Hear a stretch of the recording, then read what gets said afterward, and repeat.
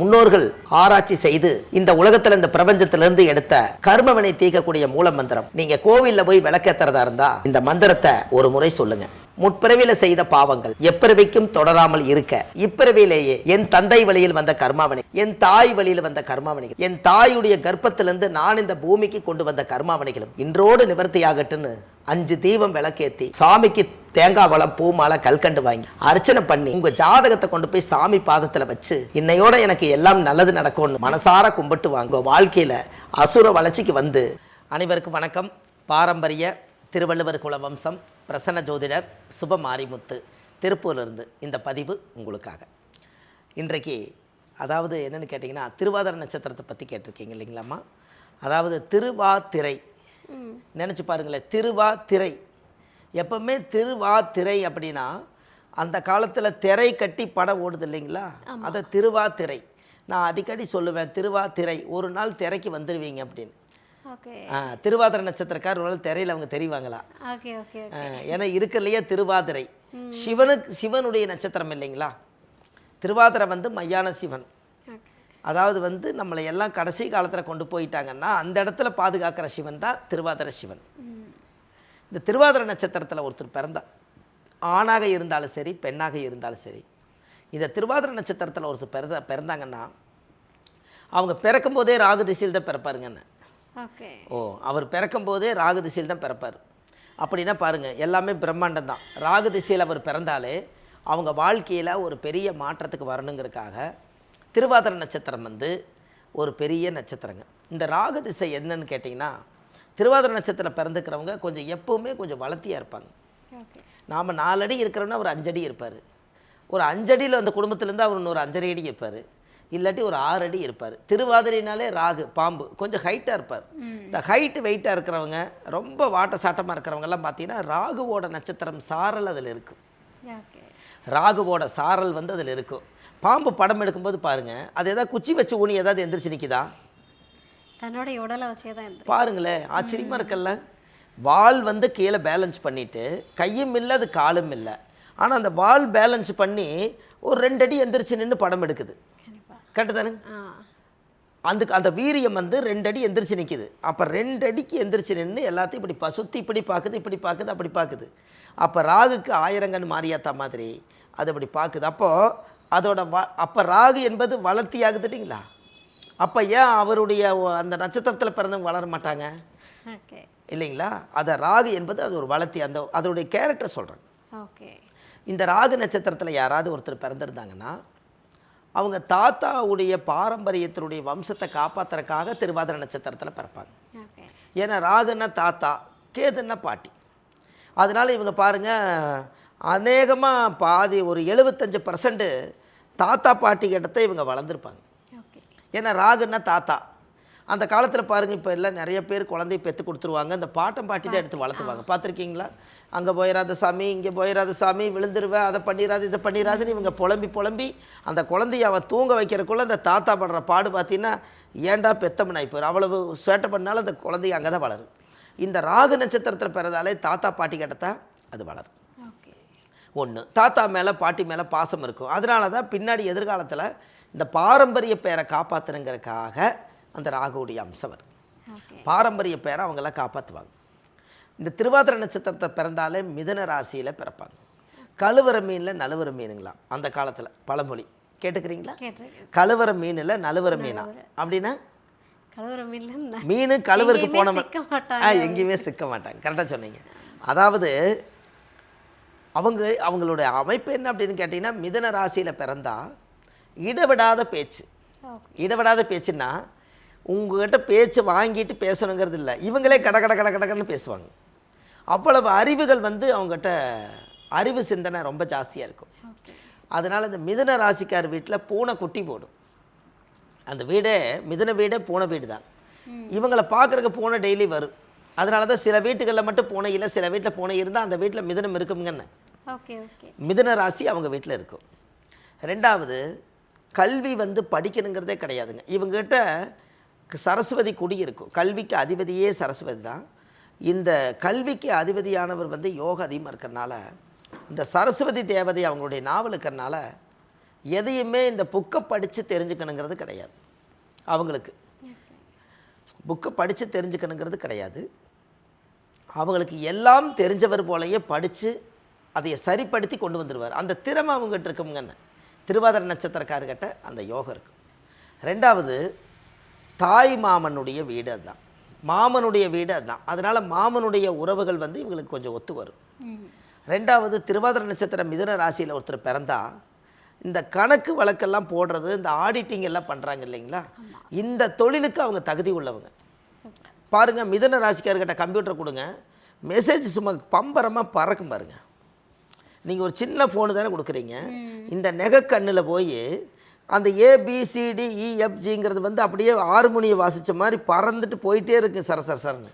இது யாருக்கு அந்த பவர் இருக்குதுன்னு கேட்டிங்கன்னா அந்த மிதுன ராசிக்காரு. அவங்க கையில் ஃபோனை கொடுத்து மெசேஜ் அடிக்கும்போது அவங்க டைப் அடிக்கிறத பாருங்கள், அவங்க கோர்ட்டில் டைப் அடிக்கிற மாதிரி அவ்வளோ ஸ்பீட் அடிப்பாங்க. ஏன்னா அவங்களுடைய அந்த கைக்கு இந்த புதன்னா விரல், இந்த புதன்னா விரல். அப்போ புதனோட ராசியில் பிறந்தா விரல் பலமாகுமில்லங்க. என்னங்க, இந்த அதிகமாக இந்த ஹார்மோனியை வாசிக்கலையே இந்த கித்தார் வாசிப்பாங்க, கீபோர்டு வாசிப்பாங்க பார்த்துருக்கீங்களா, டகார்னு இது வரைக்கும் போவார், டக்குன்னு மைண்ட் இழுத்துட்டு வந்து இங்கேருந்து கொண்டு வந்துடுவார். அப்போ இந்த புதன் என்பது விரல். இந்த கித்தார் வாசிக்கிறது, ஆடிட்டிங் பண்ணுறது, புதன் கணக்கு வழக்கு பார்க்குறது, பெரிய பெரிய கம்பெனி ஓனரில் கணக்கு பிள்ளையாக இருக்கிறது, இவங்கெல்லாம் திருவாதிரை நட்சத்திரம் மிதுன ராசி தான். என்னங்க, இது நீங்கள் இது மக்களுக்கு சொல்லும்போது இன்னமும் ஒரு ஆடிட்டராக இருந்தாருன்னா இந்த பதிவு பார்த்தாருன்னா அப்படியே அந்த ஒரு தெளிவான ஒரு கருத்தாக இருக்குது. அந்த புதன்னா மிதுன ராசி அப்படிங்கிறத அவர் மைண்டு வச்சுக்கோ. அப்போ நம்ம இந்த ராசியில் பிறந்ததுனால தான், இந்த புதனுடைய ஆதிக்கம் நமக்கு இருக்கிறனால தான் நாம் இந்த கணக்கு வழக்கை எடுத்து பார்க்குறோம் அப்படிங்கிற நம்பிக்கை அவருக்கு வளரும். என்னங்கம்மா? அப்போ அடுத்தது அந்த ஒரு கணக்கு. அப்போ திருவாதிரை நட்சத்திரம் மிதுன ராசியில் நம்ம இவ்வளவு விஷயங்களை சொல்கிறோம் இல்லைங்களா. அப்போது இந்த திருவாதிரை நட்சத்திரம் மிதுன ராசி இடப்படாத பேச்சுன்னு சொல்லிட்டு இல்லைங்களா, புத்தி, அறிவு, கல்வி, ஞானம், வித்தை அத்தனையுமே புதன் மிதுனத்துக்கு உண்டு. அதனால தான் மிதுன ராசிக்கார் வந்து எப்போவுமே எதுலேயுமே சிக்க மாட்டாங்க. நீங்கள் சொன்னீங்க இல்லைங்களா, கரெக்ட் தான். இதில் இன்னொரு பெரிய ஒரு இது என்னென்னு கேட்டிங்கன்னா, அதாவது வல்லவனுக்கு உண்டு வழுக்கு பாறைம்பாங்க. இது ஏமாறுறத வந்து நாம் வந்து இவங்க அறிவாளி மாதிரி இருந்து எல்லா விஷயத்தையும் செஞ்சுருவாங்க. ஆனால் அவங்க எங்கேயோ ஒரு இடத்துல ஏமாந்துருவாங்க, ஏதோ ஒரு இடத்துல ஏமாந்துருவாங்க மிதுன ராசி. ஆனால் அவர்கிட்ட அவ்வளவு திறமைகள் இருக்குது, எல்லாருக்கும் எல்லாத்துலேயும் ஃபஸ்ட் கிளாஸாக கொண்டு போவாங்க. ஆனால் ஒரு இடத்துல ஏமாந்துருவாங்க. அதனால தான் வல்லவனுக்கு உண்டு வழுக்கு பாறைன்னு அந்த காலத்தை சொல்லி வச்சுக்கிறாங்க பாருங்கள். வல்லவன்னா உலகத்திலே சகலகலா வல்லவன். அப்பேற்பட்டவருக்கு ஒரு வழுக்கு பாறை இருக்குங்களா. அப்போ அந்த வழுக்கு பாறைன்னா அவர் ஏதோ ஒன்று சறுக்கலாம். இவருக்கு ஒன்று காசை ஏமாந்துருவார், இல்லை தொழிலை பெருசாக செஞ்சு பல கோடிக்கு அதிபதி ஆகலான்னு சொல்லி நஷ்டமாயிருவார், இல்லைன்னா செய்கிற தொழிலில் கவனத்தோடு செய்கிறேன்னு சொல்லிட்டு கவனக்குறைவில் லாஸ் ஆயிரும். இப்படி எல்லாமே மிதுன ராசிக்காரர்களுக்கு திருவாதிரை நட்சத்திரம் பிறந்தவங்களுக்கு இருக்குது. ஏன்னா இவர் ராகு திசையில் தான் இவர் பிறந்திருப்பார். அப்போ 18 வருஷம் ராகுன்னு வச்சுக்கோங்க, இது ரெண்டாக பிரியுங்க. 18 வருஷத்தில் தாயுடைய கர்ப்பத்திலேருந்து 9 வருஷம் இருப்பு. அப்போது 9 வருஷம் கரெக்டாக இருப்புன்னா ராகு திசை 9 வருஷம் இருப்பு, குரு திசை ஒரு 16 வருஷம். அப்போது 16 ஒரு 9 இல்லைங்களா, 16 9, அப்போது 9 6 15, அப்போது 16 ஒரு 9 25 வயசுங்கும் போது இவருக்கு வந்து ராகு திசை முடிஞ்சு குரு திசை முடிஞ்சிருங்க. அப்போ கரெக்டாக பாருங்கள், சனி திசையில் தான் இவர் கல்யாணம். சனி 19 வருஷங்க. இப்போ 25 வயசுக்கு மேலே சனி 19 வருஷம்னா 20 வச்சாலும் 20 15, இதில் ஒரு கணக்கு போட்டு பார்த்தோம்னா ராகு ஒரு 9, குரு ஒரு 16, 25 ஒரு சனி ஒரு 19, 20 20 45 வயசுங்க. அப்போ கிட்டத்தட்ட 44 வயசுக்குள்ளே ஒருத்தர் கல்யாணம் ஆகாமல் இருக்குமா? 25 வயசுக்கு மேலே கல்யாணம் பண்ணித்தான் ஆகணுங்க. ஒரு வயசு பொண்ணை 25 வயசுக்கு மேலே நம்ம வீட்டில் வைக்க முடியாதுங்க. ஏன்னா 4 பேர் பொண்ணு கேட்டு வருவாங்க, யாரோ ஒரு மாப்பிள்ளை கட்டி கொடுத்தா ஆகணும். அதே அளவில் தான் வயசு பையனும் இருப்பார். இதுக்கு என்ன அழகு உடம்பு அம்சம் இருக்கோ அது வயசு பையனுக்கு அதான் இருக்குது. அப்போ இவர் பார்த்தா என் பிள்ளைக்கு பையனை கட்டி வச்சுருங்க, அவங்க என்னமோ கடைசி காலத்து வரைக்கும் வாழ்ந்துட்டு போகட்டுன்னு 25 வயசில் கரெக்டாக வருதுங்க. அப்போ ராகு முடிஞ்சு குரு முடிஞ்சு சனி திசையில் கல்யாணம்.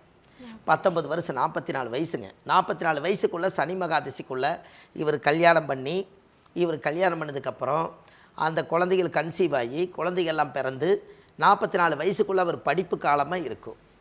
படிப்பு குழந்தைகளை படிக்க வச்சு அவர் தொழில் வேலைக்கெல்லாம் போயிட்டு அவர் அப்படியே வாழ்ந்துட்டுருப்பார். பிள்ளைகளும் பசங்களும் பெருசாகிட்டே வந்துட்டு இருப்பாங்க பின்னாடியே, அதானங்க ரைட்டு. இப்போ 44 வயசுக்கு மேலே ராகு குரு சனி முடிஞ்சிருச்சு, புதன் திசை 17 வருஷங்க. ஓகே. எப்படி கொண்டு வந்து ஆட் ஆகுது பாருங்க அவங்க வாழ்க்கையில். ஒரு நட்சத்திரத்தை நீங்கள் ஒரு சுவிட்சு போட்டோன்னே இங்கே எல்லா திசைகளும் கொடியேறது பாருங்க அந்தந்த வயசு வரும்போது. இப்போ புதன் திசை 17 வருஷங்க. அப்போ அது 44 ப்ளஸ் புதன் திசை 17. அப்போ 44 போக 45 ஒரு 15 60 62 வயசு. அப்போ கிட்டத்தட்ட 62 வயசு 63 வயசு வரும்போது புதன் திசை அவங்களுக்கு முடியுது. அப்போது இவருக்கு ரிட்டையர்டு வந்து புதன் திசை தாங்க. அப்போ பாருங்கள், புதன் ராசியிலேயே பிறந்து புதன் திசையிலேயே ரிட்டையர்ட் ஆகிறாருங்க. என்ன ஓகே. எனக்குமா மிதன ராசியில் பிறந்தார். அதே மிதனத்தில் பிறந்து மிதன ராசியிலேயே அவர் வாழ்ந்தார். அவர் அங்கே ஆரம்பித்தது.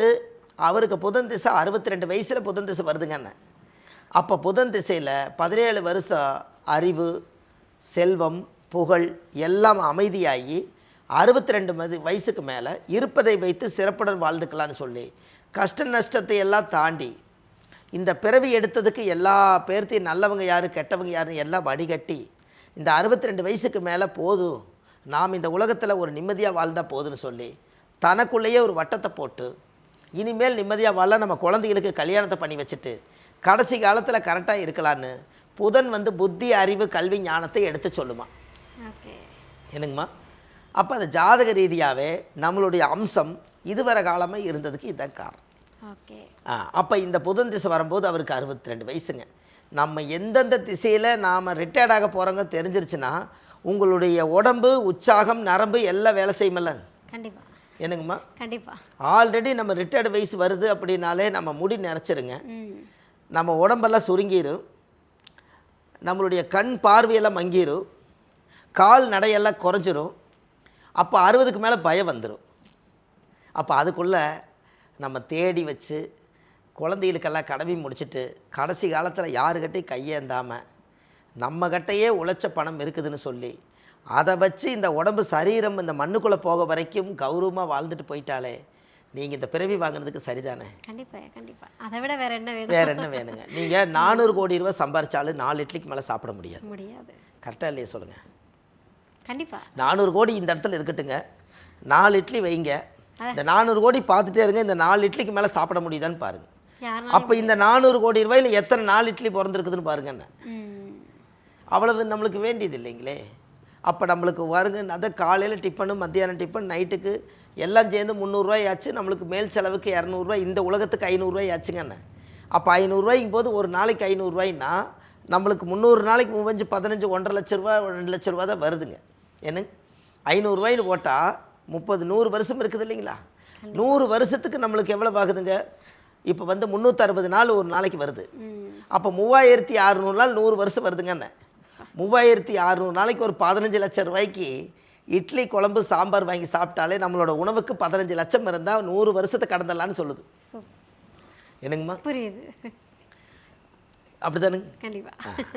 100 வருஷத்துக்கே 4-5 இட்லி சாப்பிட்டாலும் 500 ரூபா நம்ம சாப்பாடு செலவு வயிற்றை காப்பாற்றினாலும் 15 லட்சம் ரூபா இருந்தால் 100 வருஷத்தை கடந்துடலான்னு சொல்லுதுங்க. கோடியே நம்மளுக்கு தொடலை, 15 லட்சம் இருந்தால் அதில் டெய்லி எடுத்து சாப்பிட்டு பார்த்தீங்கன்னா அந்த 100 வருஷம் முடியும் போது இது 5 லட்சம் குறைஞ்சிருங்கன்னு. இதை கணக்கு போடாமல் வாழ்ந்ததுனால தெரியலையெல்லாம் மக்களுக்கு. இது நம்ம தெரிஞ்சுக்கணுமில்லங்க. இதெல்லாம் தான் இன்றைக்கி எல்லாம் இப்போ யோசிப்பாங்க பாருங்கள். இந்த பதிவை மக்கள் எல்லோரும் கேட்கணும். கண்டிப்பாக. என்னங்க, ஏன்னா யோசிப்பாங்க, அடடா நம்ம வந்து கோடி கோடியாக சம்பாதிக்கிறோமே. எல்லாம் அத்தியாவசிய தேவை விட்டு ஆடம்பர தேவைக்கு ஓட ஆரம்பிச்சது தானே. ஆமாங்க.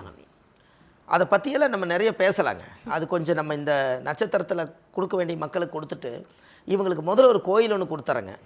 முதல்ல அந்த கோயிலுக்கு போயிட்டு வந்துட்டாலே இவங்க நம்ம சொன்ன வழிக்கு கரெக்டாக வந்துடுவாங்க. எந்தெந்த திசையில் நம்ம ஸ்டாப் ஆகும், எந்தெந்த திசை நல்லது நடக்கும் கெட்டது நடக்குன்னு ஒரு விஷயம் இருக்குது. ரெண்டாவது இன்னொரு விஷயம் என்னன்னு கேட்டிங்கன்னா, இந்த திசை வரிசைப்படி உங்கள் வாழ்க்கை இருந்தாலும் உங்கள் ஜாதகத்தை நீங்கள் பார்த்தீங்கன்னா உங்களுடைய கர்மவினை தோஷம் இருக்குது இல்லைங்களா, அந்த கர்மவினை தோஷம் என்னென்னு கண்டுபிடிச்சி இன்னமும் உங்களுக்கு பூஸ்ட் பண்ணி கொடுத்துட்டோம்னா இன்னும் நீங்கள் ரொம்ப உங்களுடைய லைஃப் இதுதான் நம்ம லிஸ்ட் போட்டு கொடுத்துட்டா நீங்கள் அது வழியில் போயிடுவீங்க இல்லைங்கண்ணே. கண்டிப்பாக. ஜோதிடம் என்பது சயின்ஸுங்க. கரெக்டு தானுங்கம்மா? ஜோதிடம் என்பது சயின்ஸு. ஒரு விஞ்ஞானத்துக்கும் மெஞ்ஞானத்துக்கும் ஒரு தொடர்பு இருக்குது. இதில் நம்ம இந்த காலங்களில் இப்படித்தான் நம்ம நடந்து போக போகிறோம், கடந்து போக போகிறோம்னு தெரிஞ்சதுன்னா அந்த பாதை எவ்வளோ தூரம் போகுதோ அது வரைக்கும் நம்ம போய் பாதை போட்டு வச்சிட்டோம்னா அது வரைக்கும் நடந்து போய்க்கலாம் இல்லைங்கண்ணே. கண்டிப்பாக சார். என்னங்கம்மா, என்னால் 3 கிலோமீட்டர் தான் நடக்கும்னா முதலே பாதை பார்த்து வச்சுக்கிட்டா நல்ல கண்ணை கட்டி காற்றுல விட்டாலும் நம்ம அந்த இடத்துல போய் நின்றுக்கலாம் இல்லைங்களா. இப்போ இதுக்கு எல்லாமே இந்த திருவாதிரை நட்சத்திரத்துக்கு தானே நீங்கள் இவ்வளோ தூரம் மிதுன ராசி கேட்டீங்க இல்லைங்களா? ரொம்ப அற்புதமான விஷயம். இந்த கோயிலை கொடுத்துறணுங்க. இந்த கோயிலை கண்டிப்பாக போயிட்டு வந்தாங்கன்னா இன்னமும் நிறைய மாற்றங்கள் இருக்கும். இந்த 27 நட்சத்திரத்தில் ஒவ்வொரு நட்சத்திரமாக எல்லா மக்களுக்கும் நான் சொல்லிட்டு வரேன். இதில் திருவாதிரை நட்சத்திரக்காரர்களுக்கு கண்டிப்பாக உங்களுடைய வாழ்க்கையில் இந்த கோயிலுக்கு மட்டும் போயிட்டு வந்தால் ஒரு மிகப்பெரிய மாற்றத்துக்கு வருவாங்க என்று சொல்லி இந்த வாய்ப்பை நீங்கள் கொடுத்ததில் ஒரு பெரிய பாரம்பரிய திருவள்ளுவர் குல வம்சம் பிரசன்ன ஜோதிடர் சுபமாரிமுத்து. நன்றிங்கம்மா. என்ன கஷ்டம் வந்தாலும் கோவிலுக்கு தான் போவோம். கண்டிப்பா. நீங்கள் வந்து நட்சத்திரத்துக்கு உரிய கோவிலே இருக்குது, அங்கே போய் வழிபட்டுட்டு வாங்க, எல்லாமே மாறிடும்னு சொல்லிட்டீங்க. இந்த திருவாதிரை நட்சத்திர நேயர்கள் வந்து எந்த கோவிலை போய் வழிபட்டுட்டு வரணும்? அதாவது திருவாதிரை நட்சத்திரத்தில் பிறந்துக்கிறவங்க வாழ்க்கையில் ஒரு பெரிய மாற்றங்க. ஏன்னா திருவாதிரை நட்சத்திரத்தில் அவங்களுக்கு பெரிய ஒரு பவர். அந்த நட்சத்திரத்தில் பிறந்துக்கிறவங்களுக்கு அபயவாதீஸ்வரர், அதாவது அபயவாதீஸ்வரங்கிறது சாதாரண விஷயம் இல்லைங்க. பட்டுக்கோட்டை போகிற வழியில் அபயவாதீஸ்வரருங்கிற கோவிலே இருக்குதுங்க. அந்த கோவிலில் போய் 5 விளக்கு தீபம், சுவாமிக்கு தேங்காய் பழம் பூ மாலை கல்கட்டு வாங்கி அர்ச்சனை பண்ணி சாமி கும்பிட்டு வந்தால் அவங்க வாழ்க்கை சுபிட்சமாக இருக்குங்க. கண்டிப்பாக அபயவதீஸ்வரர் கோயிலுக்கு கண்டிப்பாக போகணும். இதில் என்ன ஒரு யோகம்னு கேட்டிங்கன்னா, அந்த கூகுளில் அவங்க சர்ச் பண்ணும்போது அபயவருதீஸ்வரர், அபயவருதீஸ்வரர்னு கோயில், இதை திருவாதிரை நட்சத்திரத்துக்கு உண்டான மூல கோயிலுங்க. இந்த கோயிலுக்கு போய் அவங்க விளக்கு போட்டு சாமி கும்பிட்டு ஜாதகத்தை வச்சு பூஜை பண்ணிட்டு வரணும். இதை பண்ணிட்டு வந்தாச்சுன்னு சொன்னால் அவங்க வாழ்க்கை ரொம்ப சிறப்பாக இருக்குது. சூப்பர் ஐயா. சரிங்களாம்மா?